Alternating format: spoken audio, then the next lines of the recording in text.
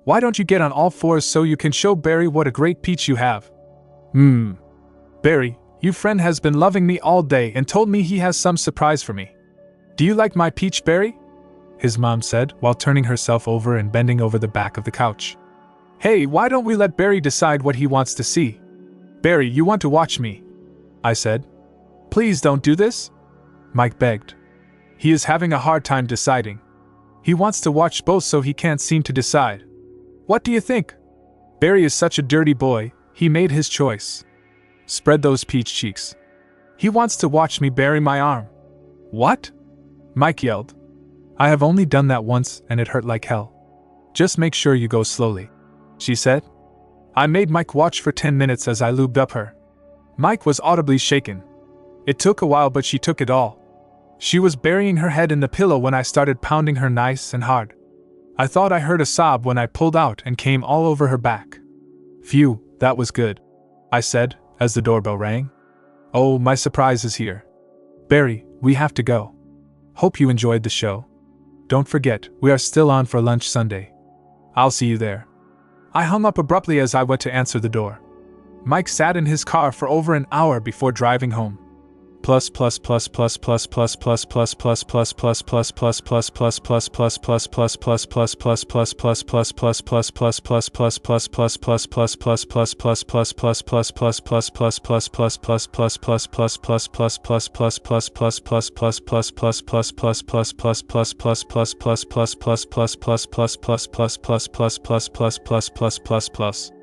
When Mike walked into our lunch meeting, he was pissed off at me. He would have broken his foot kicking my ass if we weren't at Carmine's place. He knew better than to act up there. Besides that, he had questions he wanted answers to. I want to know how you got her, he said as soon as he sat down. Fair enough question, I said. I was going to make it happen. It's amazing that her best friend sold her out for only $10,000. Her friend told me everything I need to know about your mom. She told me where I would be able to meet her, things that interested her, what buttons to push to get her to want to know more. It was worth every cent. Turns out your mom was a lot faster to give it up to a guy who was only in town for business for a few weeks. What now? He said. Now? Now we are even for you loving my wife. I am willing to overlook the money thing. Greed gets the best of people. I am also not upset about the beating. I did charge you first. I doubt you would have stopped loving my wife to come over to me to kick my ass, so I kind of brought that on myself. Okay, he said as he got up and headed for the door. We are even for that, but we have some other matters for us to discuss. Sit back down. I need to tell you about my surprise for your mother. He sat back down and stared at me with a look of hate. It turns out that your mom's friend was right. Your mom did open up to a stranger that she thought was leaving town and never coming back. One night after I loved her, oh by the way, that night of the phone call was the 4th time I loved your mom. Anyway, one night after love we started talking about fantasies and she was a little hesitant. Then I told her who better to make her fantasies come true than a stranger who she wouldn't have to worry about judging her or running into her at the local supermarket. She was worried that I might think less of her. I convinced her that wouldn't happen and she opened up to me. Her two biggest fantasies were to love a black guy and have multiple guys as once. So I made her fantasies come true. Told her I had some workers who came with me on the trip that could help with that. It was 4 black guys at the door when you heard the doorbell ring. They used her for about 5 hours that night. He was down, but not beat. Bullshit, he yelled. It has to be bullshit. I picked up the remote off the desk and hit play. Sounds of, "Oh God, I love your arms," and "Make me you little white whore," filled the room. I hit stop after only about 30 seconds. He was beat but not beaten. You are going to do something for me, I said. Love you? Why would I do something for you after this? He asked. Because if you don't, then copies of this DVD will hit everyone's mailbox in your mom's town in Arizona. All her family, all her friends, all her coworkers, and all the people at the charity where she donates her time. I could have gone after you, but it wouldn't have done any good. I had to go after someone you actually cared about. You did this. You left me no choice. If you do what I ask, then the original and the copy I have will be destroyed. And there it was. The look I had been waiting for. He was a beaten man. How can I trust that you won't keep any copies? Or that you will even destroy the originals like you say you will? I can't trust you.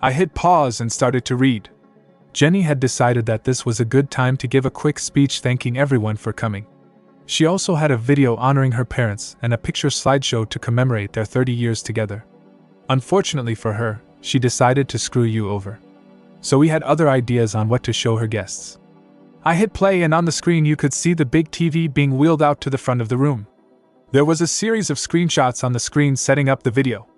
They said, "Jenny loves her parents. Jenny wants to celebrate their love for each other." You could see a look of confusion on Jenny's face as she started to look around. She knew this wasn't her video and was looking into the crowd to see if any of the faces would give away who had given her video an upgrade. The video continued. But what does Jenny know about love? When she leaves her husband to do things like this. The TV in the steakhouse starting showing Jenny being gangbanged by 5 black guys. I had just realized what I saw when the screen of the DVD said, "Red envelope 2." Apparently Mike came through great. It took a few drinks and a few drops of the date rape drug and Jenny got herself all worked up. Mike took her to a nearby hotel where after he nailed her. He told me that took over 3 hours. We cut the video down to about 15 minutes. Mostly when she was double or triple teamed. I hit play again. The look on her family's face was worth all the money this cost me. Her family was gasping and covering their mouths with their hands. Jenny just turned her head and started to sob. A few people dropped their toasting glasses. It took about 10 seconds for the place to be swarmed with FBI. I was confused and didn't know what was happening. Read envelope 3. Inch came across the screen. Wow. Who would have guessed that my phone is bugged by the FBI? It appears after our phone conversation that the feds thought I was going to whack somebody at that steakhouse. I don't drop too many glasses, especially those with booze in them. But it would appear that when good crystal is dropped and shatters, it sounds like a gunshot through the listening devices that the FBI placed in the joint. It now dawned on me why he wanted me to call him on the phone. He was definitely a lot smarter than he looked. I guess he had to be to get where he is. The feds on the screen started rounding people up just as Jenny's Uncle Ernie clutched his chest and fell to the floor. Crap. I always like her Uncle Ernie.